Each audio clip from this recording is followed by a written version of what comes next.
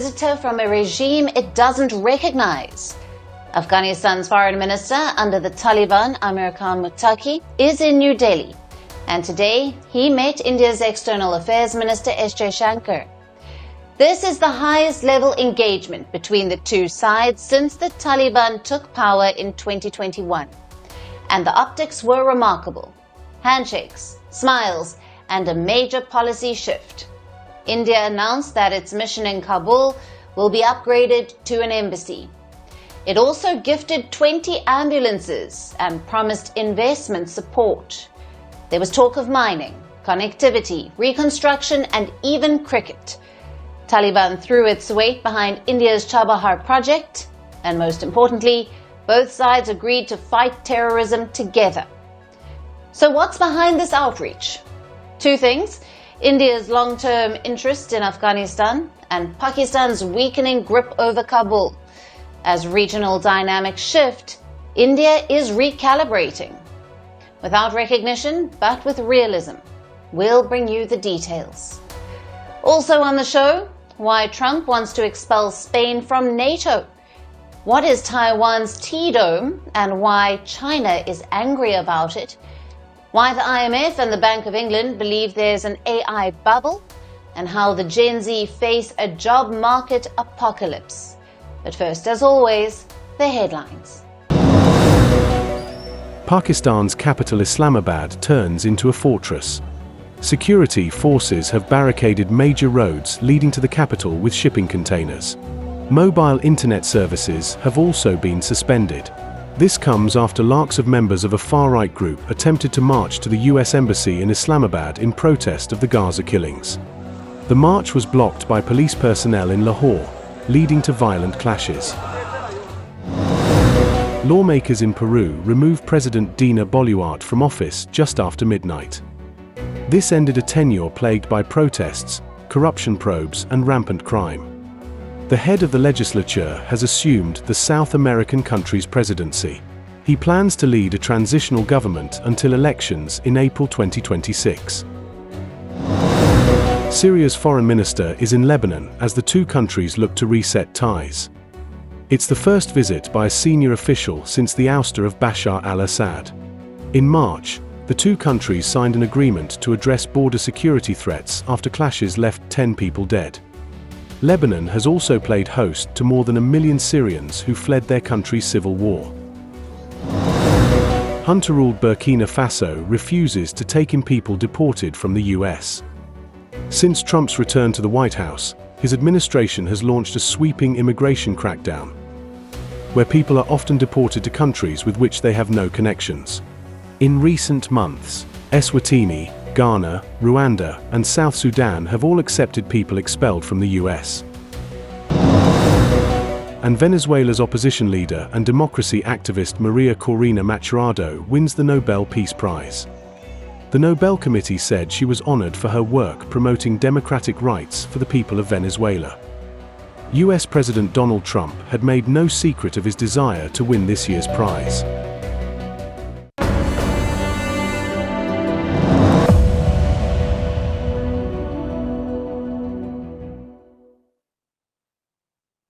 India is hosting a strange guest today, a guest from a regime it does not recognize. I am talking about the foreign minister of the Taliban, Amir Khan Muttaqi. He is on an 8-day trip to India. And today, he met with India's foreign minister, S. Jaishankar. The visit itself was unprecedented. Just look at these pictures. Minister Jaishankar and Muttaqi standing side by side, shaking hands, exchanging smiles. This was considered unthinkable until recently.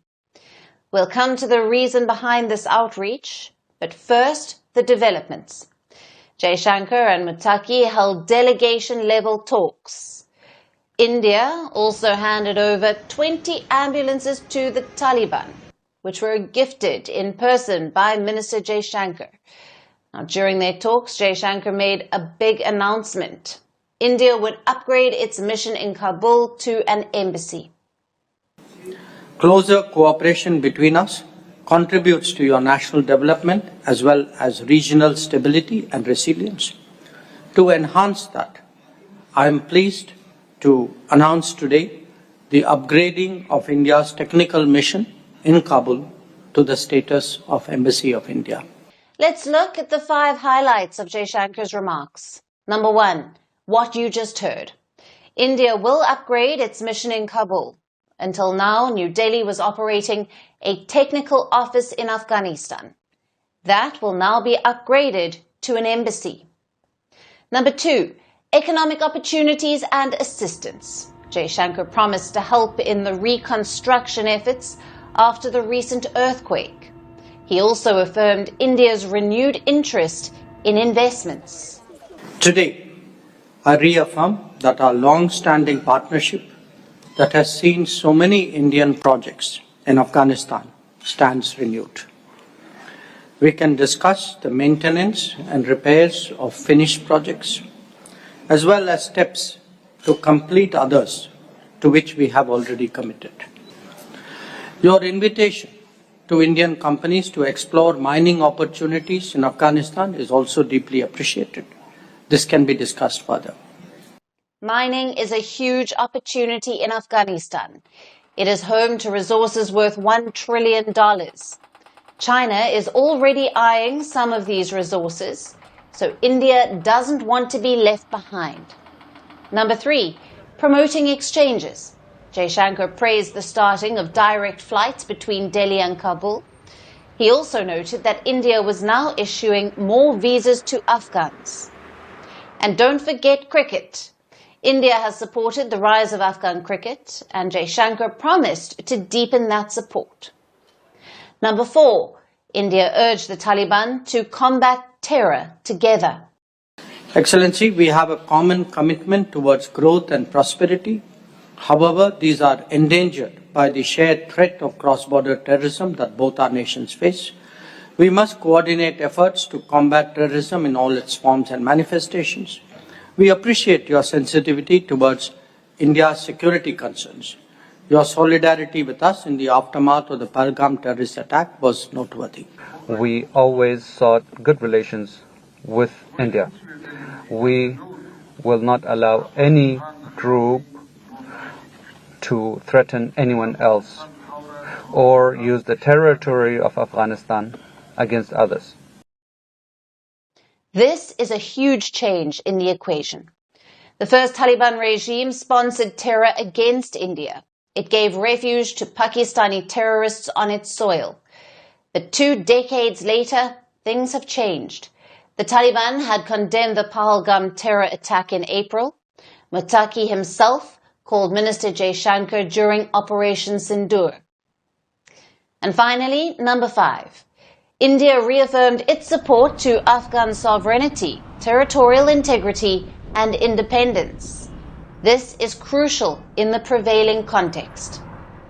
US President Donald Trump is demanding a military base in Afghanistan, Bagram, just north of Kabul. The Taliban has rejected Trump's demand, and clearly India is supporting their position. Similarly, Pakistan had territory disputes with Afghanistan, and both countries are yet to agree on their border. In this context, India's statement is important. Now let's go back to the original question. Why is India hosting the Taliban? Simply put, because times have changed. In the late 1990s, they did not have complete control over Afghanistan. There were pockets of resistance in the hills. This time, the Taliban have total and unquestionable control. Plus, the Taliban has changed. Not their domestic policies, but their foreign policy. In the 1990s, they depended heavily on Pakistan. Islamabad was their only window to the outside world. This time, those ties have frayed. Pakistan accuses the Taliban of supporting the Pakistani Taliban. Both sides have exchanged gunfire in recent years. In December of 2024, Pakistan launched airstrikes on Afghan targets, so Pakistan-Taliban ties have deteriorated. It was evident from Muttaqi's remarks today. He warned Pakistan from Indian soil. हम जैसे हिंदुस्तान के साथ अच्छा ताल्लुकात चाहता है, पाकिस्तान के साथ भी अच्छा ताल्लुकात चाहता है, लेकिन ये ताल्लुकात दोनों तरफ से हो सकता है, एक तरफ से तो नहीं हो सकता है। इसलिए हमारा ख्वाहिश ये है कि ऐसा गलती को तकरार नहीं करना चाहिए।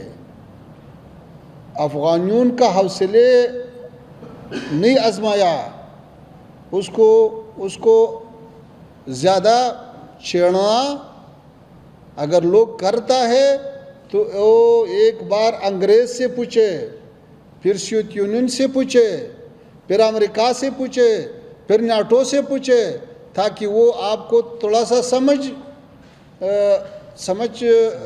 समझाए कि भाई अफगानिस्तान के साथ ऐसा खेल करना ये अच्छा नहीं है। So Pakistan-Taliban ties are growing sour. Pakistan-India ties were always bad. So strategic logic says India and the Taliban should engage. It's a change and a chance for India to diminish Pakistan's influence in Kabul. But that's not the only reason for this outreach. Afghanistan is strategically important for India. Why? Because it could be India's bridge to Central Asia. Let me pull up the map for you. India is building a port in southern Iran at Chabahar off the Gulf of Oman. Now this port will be connected by road and rail to Afghanistan. That way, India can access Afghanistan without touching Pakistan. And just north of Afghanistan is Central Asia. This route is key for both countries. India can use it to bypass Pakistan, and landlocked Afghanistan can use it to access the sea. Today, Muttaqi spoke about Chabahar. He threw his support behind it. Chabahar के हवाले से तो एक अच्छा रास्ता और अच्छा फुर्सत है कि उससे इस्तिफ़ादा होना चाहिए। हम और हिंदुस्तान दोनों कोशिश करें कि ये रास्ते में जितना भी मुश्किलात है, जितना भी रुकावटें हैं, उसको दूर हो जाए, चूँकि इसी रास्ते में अमेरिका का भी कुछ पाबंदियाँ आया हैं, तो हम और हिंदुस्तान दोनों मिलकर अमेरिका से भी बातचीत करता है। Where does that leave the human rights concerns? Jaishankar did not mention it during his remarks, but make no mistake, it's a big issue. Just look at what happened at Muttaqi's press conference today. Reports say not a single female journalist was invited. This is unacceptable in a democracy like India, and this is indeed the challenge. Yes, India must engage with Kabul to further its national interests, but at the same time, justice must not be forgotten. Any policy must balance realism and freedoms. Today's events signal a big shift from India's side. New Delhi is taking a pragmatic approach by engaging the Taliban. The Taliban's old backers will certainly have something to say about this. Yes, we are talking about Pakistan. They have supported the Taliban for decades, but today this relationship is falling apart.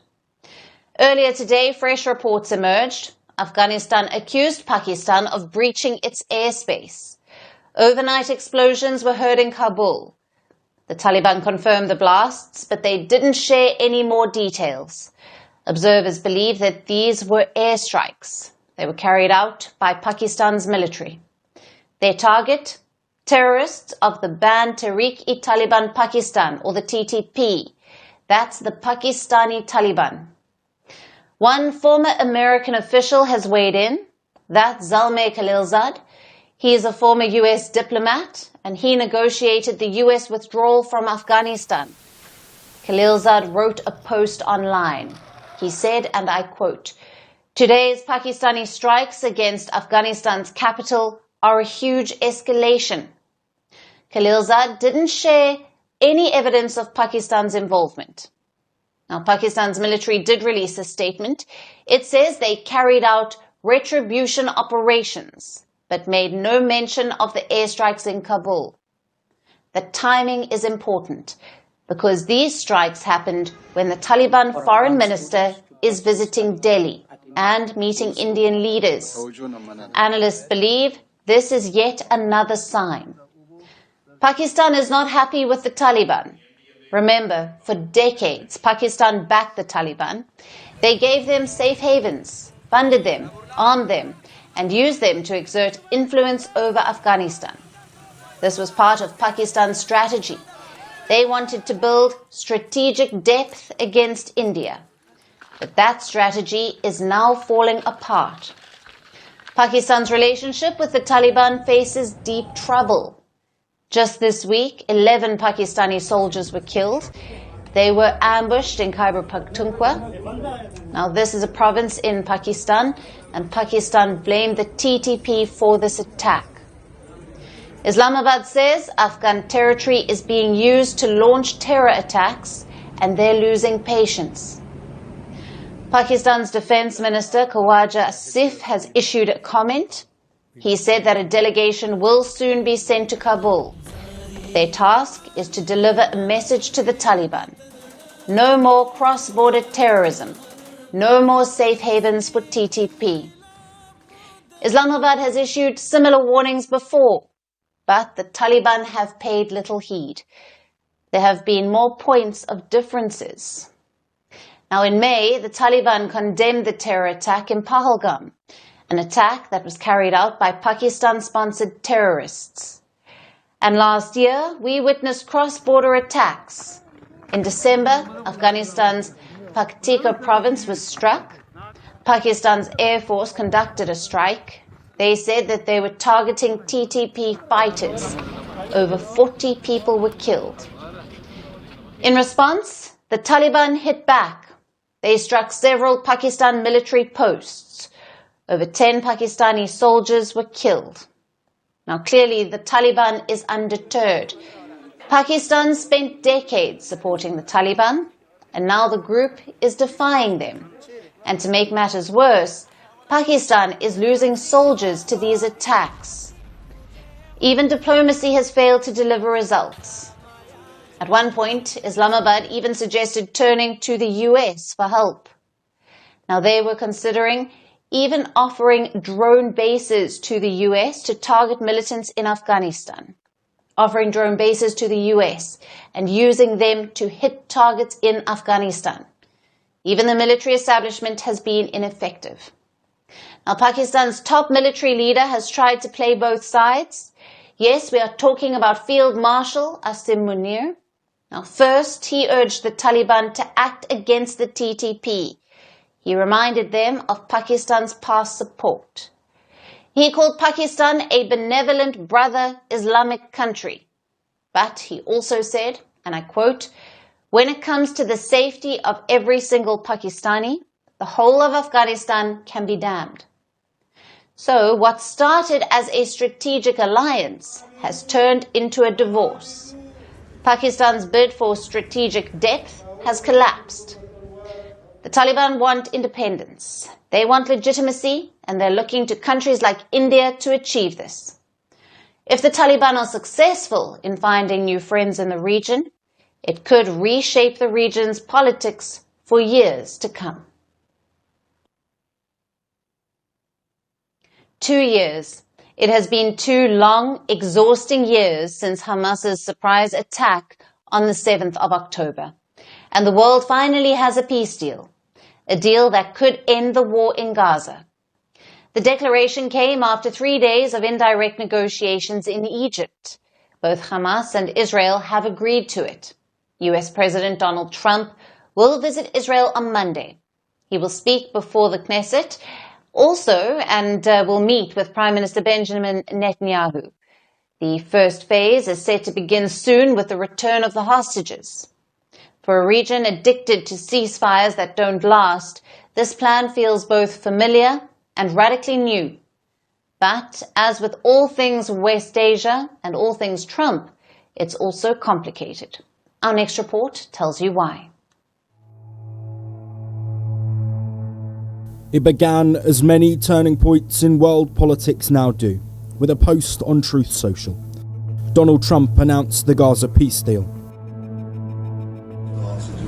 The living in the deal. The Israeli cabinet has formally approved the first phase of the peace plan. A ceasefire is supposed to now be in effect. Here's the roadmap. Israel will withdraw troops to an agreed line, maintaining control over roughly 53% of Gaza for now. Hamas will release 20 hostages alive, followed by the return of the bodies of 28 deceased captives. In exchange, Israel will free around 1,950 Palestinian prisoners, including 250 serving life terms. Humanitarian aid will then finally flow. To keep the peace, a multinational task force, around 200 troops, will monitor the ceasefire. It will be led by the US, but composed of forces from Egypt, Qatar, Turkey and the UAE. If the first phase holds, the next steps are supposed to follow like falling dominoes. Gaza will be demilitarized. A transitional governing committee of Palestinian technocrats will then take over. This will be supervised by a board of peace chaired by Trump himself. Former UK Prime Minister Tony Blair is expected to serve as vice chair. Hamas will have no future role in Gaza's governance, though its members may be offered amnesty or safe passage abroad. And finally, the pièce de résistance. There will be a Trump economic development plan to rebuild Gaza. I think it's going to be great. I think it's the hostages will be coming back Monday or Tuesday. I'll probably be there. I hope to be there, and we're planning on leaving sometime Sunday, and I look forward to it. And everybody I see is celebrating in Israel, but they're celebrating in many other countries too. But if you followed West Asian peace efforts before, you know what's coming next. Here's what could derail this shiny new peace plan before it even begins. First is Hamas and its disarmament. The group hasn't committed to laying down arms. Second is Israel's withdrawal. Trump's plan envisions a three-phase Israeli withdrawal. The first step is leaving only a security perimeter.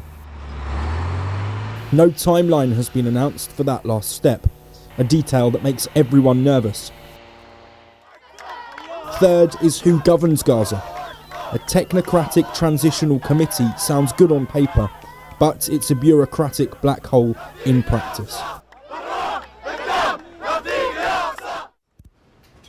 Interestingly, many foreign policy analysts see echoes of Joe Biden's 2024 ceasefire framework in Trump's 20-point plan. Biden's proposal had also envisioned a three-phase approach. It collapsed after just 6 weeks, though. Trump's version borrows the same structure, but he has replaced Biden's cautious diplomacy with trademark bluster. However, the world still remains optimistic. Yeah, I was just given a note by... The plan drew an immediate endorsement from Indian Prime Minister Narendra Modi, who called Trump to congratulate him on the historic peace plan. Modi also called Netanyahu, praising his strong leadership and welcoming the release of hostages. Interestingly, Israeli reports suggest that Benjamin Netanyahu paused the Security Cabinet meet to talk to Prime Minister Modi. Now it's tempting to see this as a triumph of diplomacy, and perhaps for now it is, but the deal rests on fragile ground. Mutual exhaustion, political survival, and Trump's appetite for legacy making. Israel wants security. Hamas wants survival. Trump wants history to remember that he ended the Gaza war, that many others couldn't. However, no one in West Asia believes in everlasting peace anymore. So perhaps the goal for now is just progress.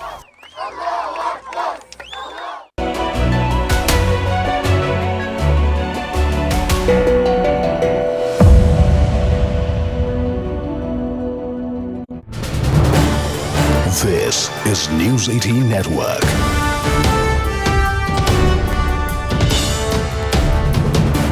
India's largest news network. Joined by an expert, Ashok Sharjnaj is here with us, former diplomat. So your first reaction, like Siddhant and I were discussing, it looks like India has come a long way from its engagement with Taliban 1 to Taliban 2.0.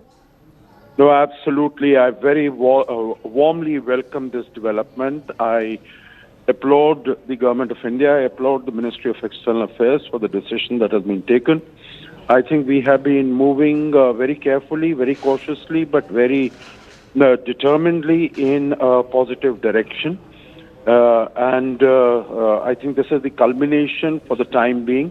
It comes just short of the diplomatic recognition, but we are going to formally open an embassy. There will, as I understand, there will be no diplomatic recognition at this stage, but we will appoint a senior diplomat as the charge d'affaires there.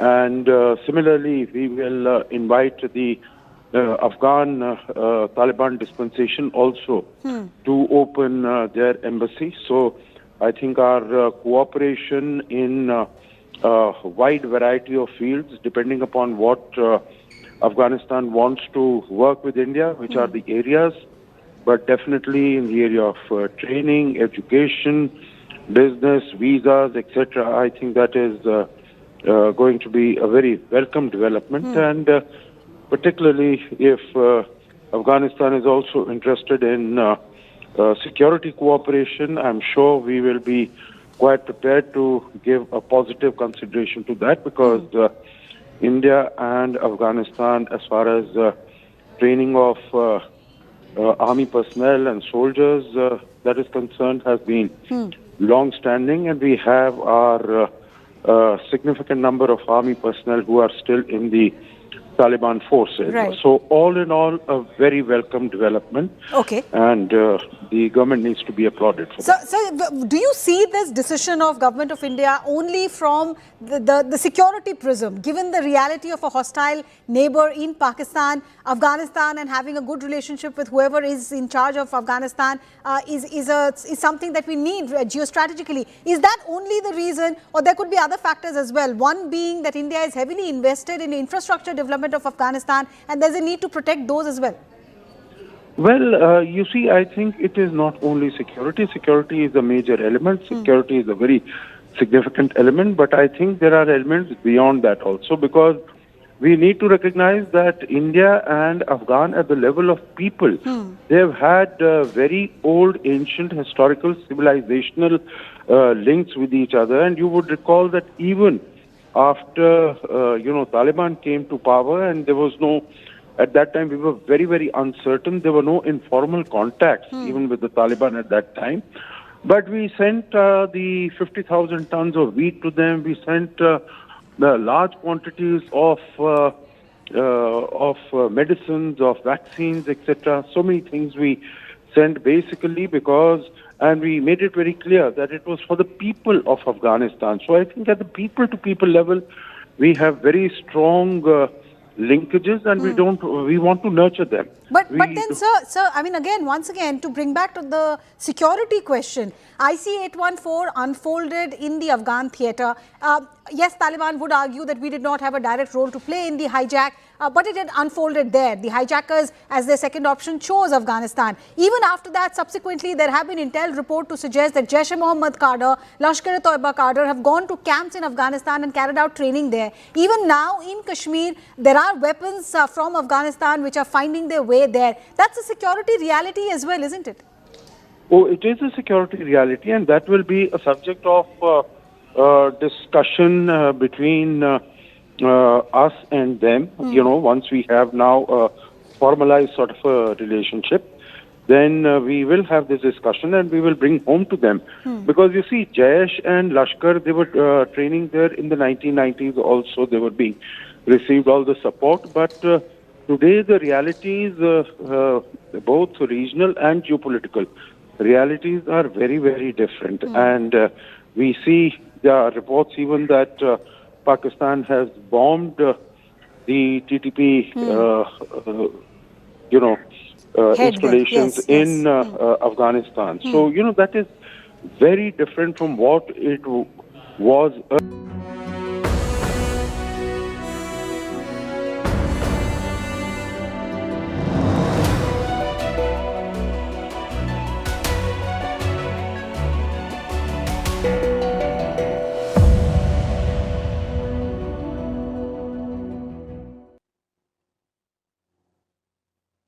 We've heard a lot about NATO expansion, but Donald Trump is talking about NATO reduction, about kicking out member countries from the alliance, specifically Spain. The statement was made on Thursday at the White House. Trump was hosting fellow NATO member Finland, and both leaders were discussing the alliance's new defense spending target. Trump complained that Spain was not adhering to it. So he floated a radical idea. Why not throw them out? We had one laggard. It was Spain. Spain. You have to call them and find why are they a laggard. And they're doing well, too. The funny thing, because of a lot of the things we've done, they're doing fine. They have no excuse not to do this, but that's all right. Maybe you should throw them out of NATO, frankly. I know this raises multiple questions. Like, what is the spending target? Why isn't Spain following it? And can Trump remove Spain from NATO? Let's answer these questions. Now first, what is the spending target? Every country has a dedicated military budget. This is often calculated as a percentage of national GDP. Before Trump, this spending was 2%, meaning that NATO members had to spend 2% of their GDP on defense. But Trump wanted to raise it to 5%. In June, when the alliance met, this was on top of the agenda. Most NATO allies were open to the idea. A, to appease Trump, and B, to defend against Russia. But Spain was not. In the end, NATO agreed to bump up spending to 5%. But Spain resisted. Their Prime Minister claimed that he had opted out. We understand the difficulty of the geopolitical context. We fully respect, of course, the legitimate desire of other countries to increase their investment in defense, if they so wish, but we are not going to do so. This claim was contested even then. The NATO chief had said that no country can opt out. Trump himself shot a warning to Spain. He threatened to make them pay. What we're going to do, we're negotiating with Spain on a trade deal. We're going to make them pay twice as much. And I'm actually serious about that. NATO has no opt-outs. And NATO doesn't know side deals or side deals. So that's on the particular question you ask about Spain. What all allies will do is that, of course, they have the sovereign right and also the flexibility to determine their path for delivering on the NATO commitments. Which brings us to present day. Why is Spain refusing to spend 5% on defense? Their Prime Minister explained his position in a letter back in June. For starters, to spend 5%, Spain will have to raise taxes on the middle class. It would also have to cut spending elsewhere, like on green transition and foreign aid. The Prime Minister also raised concerns about defense deals. A 5% spending would require Spain to buy weapons from outside, and this would hurt the country's domestic industry. Beyond these reasons, there is also politics. Spain has a left-leaning government. Some of the coalition parties oppose higher military spending. They would much rather spend on welfare measures. Now, all of these reasons explain Spain's reluctance, which raises the final question. Can Trump throw Spain out of NATO? Now, a lot of multilateral treaties do offer exit clauses. For example, you can leave the United Nations and its allied organizations. The exit is built into the treaty. But NATO is different. There is no clause to remove or suspend a member. This was discussed in 2019 as well. Back then, the question mark was over Turkey. The country had purchased Russian air defense missiles, so some US politicians wanted to kick Turkey out. Even then, experts said the same thing. You can't. Legally, there is no way to remove a NATO member. They can quit themselves, but they can't be kicked out. The clause on quitting is mentioned in Article 13 of NATO's founding treaty.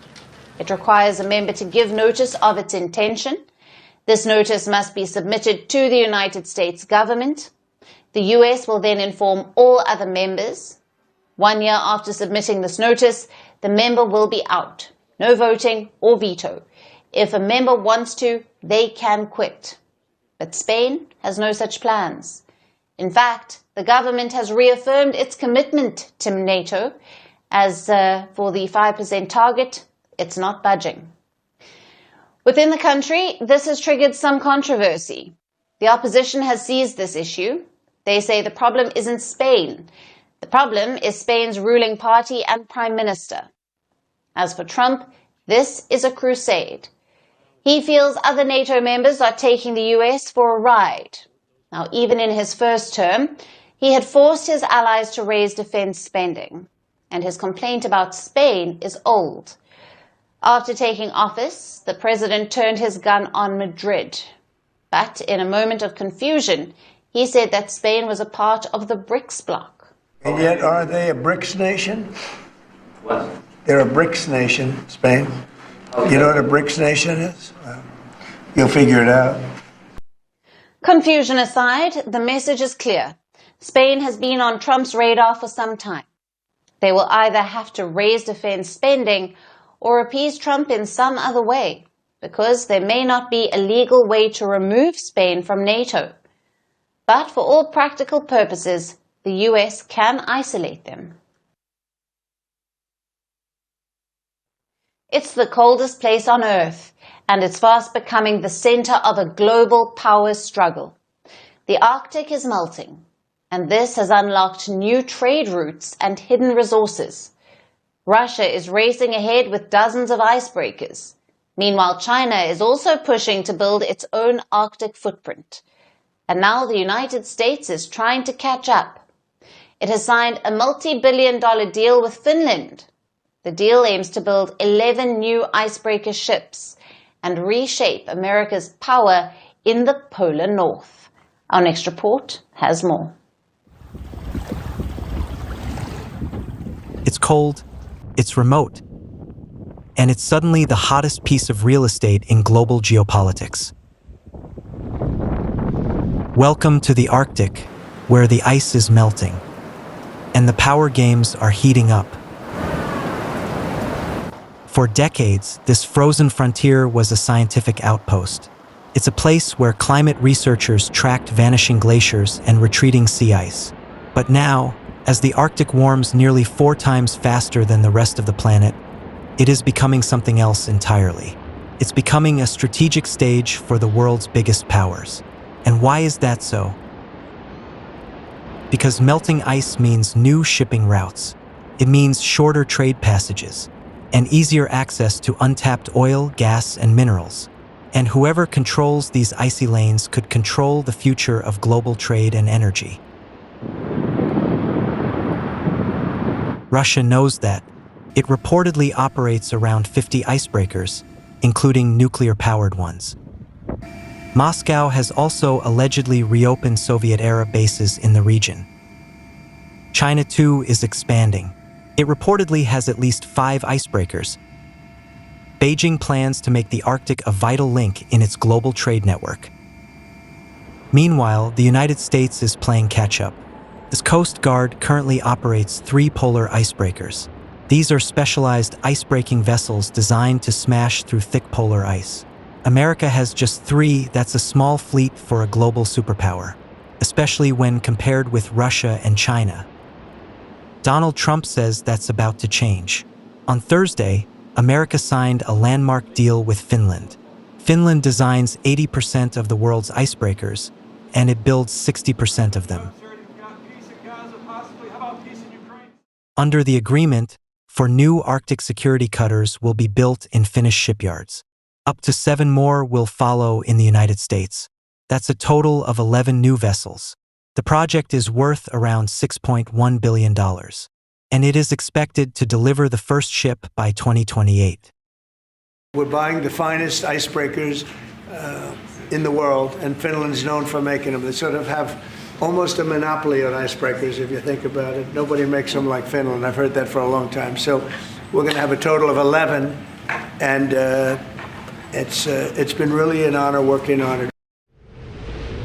The deal isn't just about new ships, it's about strategy. Washington now calls the Arctic a venue for strategic competition. It's a region where Russian and Chinese ambitions could clash with those of the United States and NATO. Besides, Trump's second term has begun rewriting America's Arctic playbook. He wants to revive shipbuilding in America, and has also refused to rule out acquiring Greenland from Denmark for strategic purposes. The focus has also shifted from climate science to defense. Research grants have been cut. A major Arctic research consortium shut down in September. The administration has approved nearly $9 billion this year for heavy, medium, and light icebreakers. But there are challenges ahead. America's shipbuilding has struggled with delays, shortage of skilled workers, and cost overruns. And experts warn that turning these ambitious plans into reality won't be easy. Still, the message is clear: Washington wants to project power in the Arctic, and it wants to do it fast.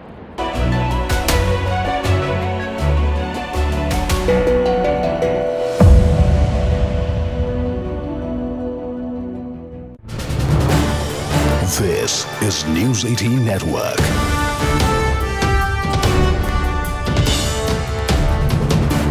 India's largest news network. Joined by an expert, Ashok Sharjnaj is here with us, former diplomat. So your first reaction, like Siddhant and I were discussing, it looks like India has come a long way from its engagement with Taliban 1 to Taliban 2.0.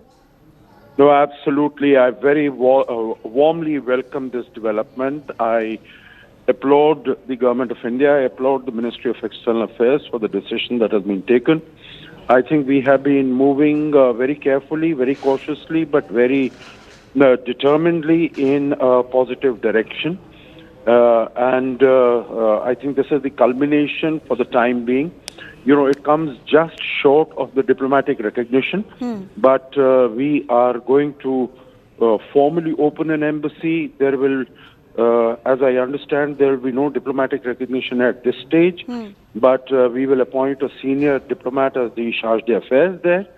And similarly, we will invite the Afghan Taliban dispensation also to open their embassy. So I think our cooperation in a wide variety of fields, depending upon what Afghanistan wants to work with India, which are the areas, but definitely in the area of training, education, business, visas, etc. I think that is going to be a very welcome development, and particularly if Afghanistan is also interested in security cooperation, I'm sure we will be quite prepared to give a positive consideration to that, because India and Afghanistan, as far as training of army personnel and soldiers that is concerned, has been long-standing, and we have our significant number of army personnel who are still in the Taliban forces. Right. So all in all, a very welcome development. Okay. And the government needs to be applauded for that. So do you see this decision of Government of India only from the security prism, given the reality of a hostile neighbor in Pakistan, Afghanistan, and having a good relationship with whoever is in charge of Afghanistan is something that we need geostrategically? Is that only the reason, or there could be other factors as well? One being that India is heavily invested in infrastructure development of Afghanistan, and there's a need to protect those as well. Well, you see, I think it is not only security. Security is a major element. Security is a very significant element, but I think there are elements beyond that also, because we need to recognize that India and Afghan, at the level of people, they have had very old, ancient, historical, civilizational links with each other. And you would recall that even after, Taliban came to power, and there was no, at that time we were very, very uncertain. There were no informal contacts even with the Taliban at that time. But we sent the 50,000 tons of wheat to them. We sent the large quantities of medicines, of vaccines, etc. So many things we sent basically because, and we made it very clear that it was for the people of Afghanistan. So I think at the people-to-people level, we have very strong linkages, and we want to nurture them. But then, sir, I mean, once again, to bring back to the security question, IC-814 unfolded in the Afghan theatre. Yes, Taliban would argue that we did not have a direct role to play in the hijack, but it had unfolded there. The hijackers, as their second option, chose Afghanistan. Even after that, subsequently, there have been intel reports to suggest that Jaish-e-Mohammed cadre, Lashkar-e-Toiba cadre have gone to camps in Afghanistan and carried out training there. Even now, in Kashmir, there are weapons from Afghanistan which are finding their way there. That's a security reality as well, isn't it? Oh, it is a security reality, and that will be a subject of discussion between us and them. You know, once we have now a formalized sort of a relationship, then we will have this discussion and we will bring home to them. Because you see, Jaish and Lashkar, they were training there in the 1990s also. They were being received all the support, but today the realities, both regional and geopolitical realities, are very, very different. And we see there are reports even that Pakistan has bombed the TTP, installations in Afghanistan. So, that is very different from what it was earlier. So we really have to see the current realities, and we have to take cognizance and take our decisions accordingly. And in the backdrop of Trump administration wanting Afghanistan to hand over the Bagram Airbase, how do you see India's engagements with Afghanistan in that context of US? You see, Afghanistan is not at all keen to share that base with America. And you would have seen that in the Moscow format, we have sided completely with Afghanistan and a large number of other countries. That, the presence of foreign troops like this will only add more security problems and raise tensions in the region. So we have been very categorical, and we will continue to consult with Afghanistan from now onwards and see how we respond to this matter. Right. So before I let you go, you heard the External Affairs Minister offering in terms of medical support, saying that India supports Afghanistan's independence, offering a joint cooperation as far as counter-terror is concerned. Overall, what could be the key takeaway from this engagement with Taliban that India has begun? I think the biggest takeaway is that we have started talking to each other directly.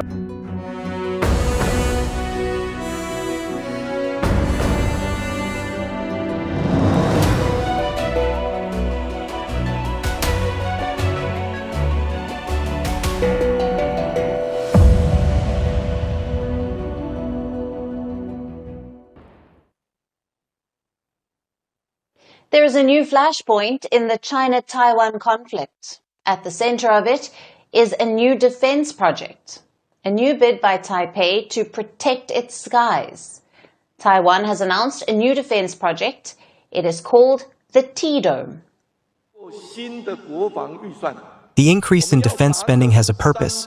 We aim to achieve three major goals.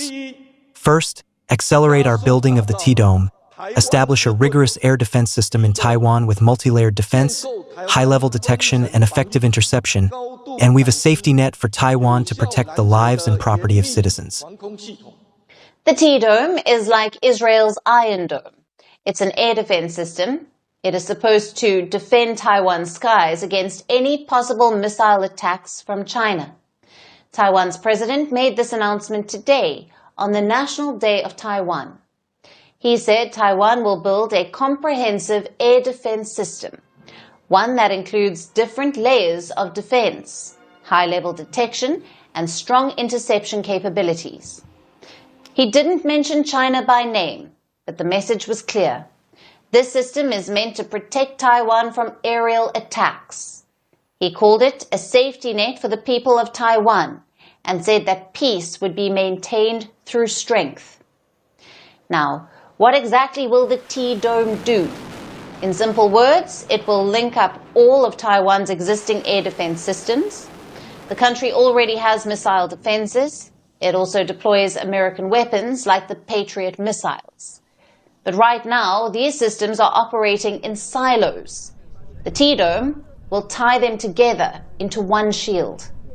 So that's the plan from Taipei. But how is Beijing responding? In one word, strongly. China's foreign ministry has issued a warning. Beijing said this could push Taiwan into a dangerous situation. China also criticized military ties between Taiwan and the US. Lai Ching-te's remarks distort the truth, confuse public perception, and regurgitate the falsehood that democracy confronts authoritarianism. He peddles the separatist fallacy of Taiwan independence, distorts and challenges historical facts and international consensus. This once again exposes his stubborn nature as a troublemaker, creator of danger, and a war maker. China has been engaging in some muscle flexing as well. Just last month, Xi Jinping held a parade. It showed off weapons that could be used in a conflict over Taiwan. Recently, China conducted military drills. They simulated strikes on Taiwan's ports. They even practiced blockade scenarios. So those are the steps on the military front. Beijing is also trying to build diplomatic pressure. China has put forward a sweeping demand before the US. It wants the US to issue a declaration. Beijing wants Washington to officially oppose Taiwan's independence. Right now, the US says it does not support Taiwan independence. But that's not good enough for Beijing. They want stronger language. They want the US to go a step further. Reports say that China made this request to the Trump administration recently. Both sides have been engaged in hectic negotiations, mostly around trade issues. China has now included this declaration in its demands. The Trump team has not taken a final decision, but the debate is on. This may sound like a minor request, but for China, words matter. And this shift would be a diplomatic win for Beijing. It could be used to isolate Taiwan on the world stage. So where do things stand? On the one hand, Taiwan is building its defenses. On the other, China is pushing a diplomatic offensive. And Washington has some crucial decisions to make. The choices the US makes could either defuse the crisis or escalate the situation. This is a delicate time for the region. One wrong move could destabilize the entire Indo-Pacific. The goal must be deterrence, not confrontation. And the priority must be peace, not power plays. It's the kind of corporate drama that India isn't used to seeing, especially not from the House of Tata. This is a name that for over a century has stood for stability and quiet power. But today, it seems caught in a public power struggle. At stake is the future of a $328 billion empire, one that makes everything from salt to steel. The fight has spilled out of the boardroom, pulled in cabinet ministers, and shaken one of India's most trusted brands. So what exactly is happening inside the Tata Group, and why now? Our next report breaks it down. There's a power struggle at the heart of corporate India, at a company that is synonymous with nation building, trust and grace. The Tata Group, a $328 billion salt-to-steel giant. The power struggle has grabbed headlines, frozen decision-making and dragged in top union ministers. The question is, what's it all about? To understand this tussle, we must look at the ownership structure first. The Tata Group has dozens of companies, including 29 publicly listed ones. Their holding company is called Tata Sons, and Tata Sons has multiple shareholders. The biggest one, Tata Trusts, owns a 66% stake. The trust is currently chaired by Noel Tata, half-brother of the late Ratan Tata. He leads the first faction in this tussle. On the other side is the Shapoorji Pallonji Group. They own 18.4% of a stake in Tata Sons, and they are led by former Citibank CEO and Pallonji Group director Mehuli Mistry. Both factions are at odds over two main issues. The first is appointments to the board of Tata Sons. The second is the listing of Tata Sons. The first issue came to the fore recently, during an unprecedented vote. The Noel Tata faction was trying to reappoint Vijay Singh to the Tata Sons board. Singh is a former Defence Secretary of India. He was brought in as a trustee by Ratan Tata, but his reappointment was blocked. Historically, decisions at Tata have been made unanimously, but this time the board was split, with 4 members voting against Singh's appointment. The tussle was out in the open. The other issue is the listing of Tata Sons. The Pallonji Group, which has its own debt issues, wants to list the Tata holding company, but Tata Trusts, led by Noel Tata, has always opposed it. Some board members allege that Noel Tata is also not sharing adequate information with them. All of this has evolved into a power tussle. Reports say even union ministers have been dragged in. Noel Tata and other trustees reportedly visited Home Minister Amit Shah at his residence this week. Also present was India's Finance Minister Nirmala Sitharaman. If you're wondering why, because that's how big the Tata Group is. They make steel, they make cars, they make salt and food, they operate planes, they make weapons. Simply put, Tata isn't just a company or brand. It's a national institution of India. Any freeze or crisis of leadership could have nationwide implications. So, is there a way out? New reports suggest that Tata Sons could offer a partial exit to the Pallonji Group. Maybe a 4 to 6% stake dilution. This would address the Pallonji Group's debt crisis.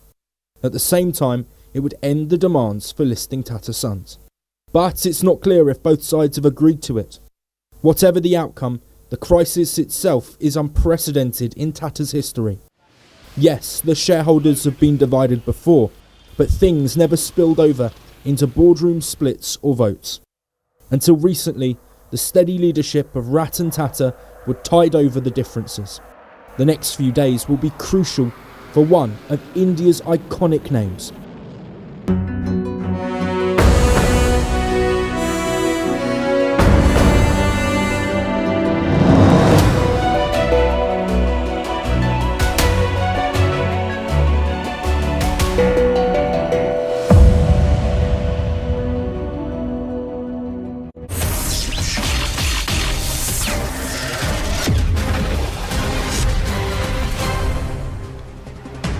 Namaste and Jai Hind. Welcome to this edition of The Right Stand. I am Anand Narasimhan. The Afghan Taliban Foreign Minister Amir Khan Muttaqi arrived in Bharat for a week of talks, a visit which had been previously unimaginable. It is the Taliban's highest level visit to the country since seizing power in 2021.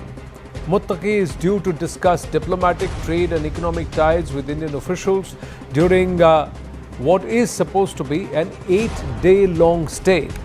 Now, highlighting the growing importance of Bharat-Afghan ties in a significant diplomatic meeting, External Affairs Minister Dr. Jaishankar met up with Amir Khan Muttaqi, discussing counter-terrorism, trade and development, marking a renewed commitment to bilateral relations and people-to-people connection between Hindustan and Afghanistan, and largely to focusing towards bringing more stability in the region. Bharat announced the upgrading of its technical mission in Kabul to the status of an embassy and pledged to renew its development works in Afghanistan. Dr. Jaishankar also appreciated the Taliban's setup for showing sensitivity towards New Delhi's security concerns. Now, let's also get you the key takeaways from this meet that took place earlier in the day. Bharat and Afghanistan are stepping up their diplomatic engagement. The Kabul technical mission will be upgraded to a full mission, signaling stronger ties. Afghan authorities have invited Indian firms for mining and exploration projects. Amir Khan Muttaqi has assured that Afghan soil will not be used against Bharat. Both countries have agreed to jointly tackle cross-border terrorism, and Bharat will issue a higher number of student and medical visas to deepen people-to-people links. Muttaqi has also emphasized that Afghanistan sees Bharat as a close and trusted friend, reinforcing the growing partnership between the two nations. During the American occupation, there was many ups and downs that happened. However, throughout this time, we never gave a statement against India. Rather, we always sought good relations with India. We have a common commitment towards growth and prosperity. However, these